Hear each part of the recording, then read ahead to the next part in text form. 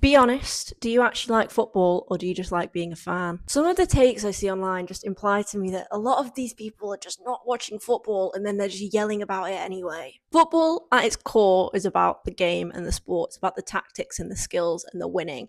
But let's be real, for a lot of people, that's not really why they care. They care because the club is part of their identity, it speaks to their hometown and their family, and for a lot of people, it's a social life. In that way, supporting a team is never just a hobby, it's part of who you are as a person. And I think that's why there's so many people that just won't admit when their team has had an absolute stinker. They have to find someone to blame, like the ref and the managers and the owners, or like some sort of media agenda. Because if people are saying something bad about your team, then what are they saying about you? And I think that kind of dynamic and that mindset creates two groups of people.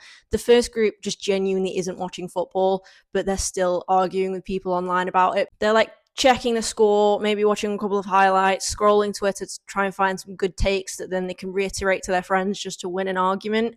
Because for them, it's not about the football itself as it is as much as it is about just interacting with your community. And then the other group of people are a response to that and they're trying to set themselves apart from that. And for them, it's all about proving that they're a better fan.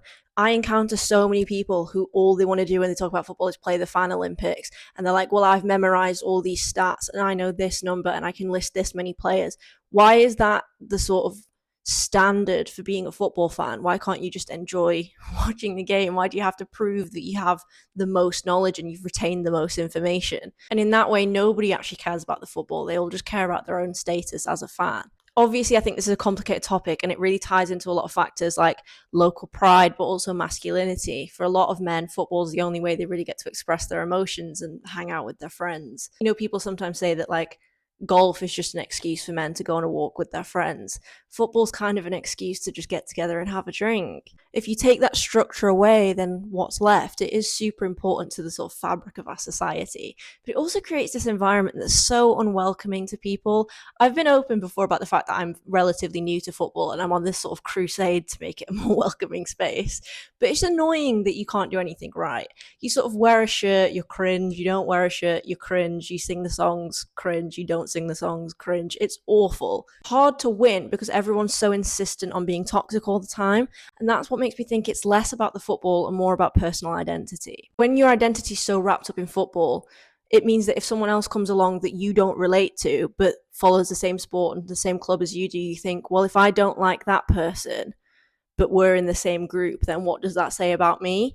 And the response to that is just to lash out and try and push that person out because it forces you to sort of look at yourself. So I'll ask again, do you actually like football or do you like the feeling of being a fan?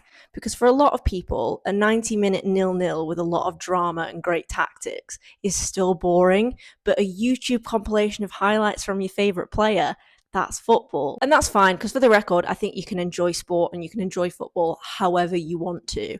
But let's not pretend that everyone's here for the same reasons, and let's not try to force everyone else to experience the game the same way we do.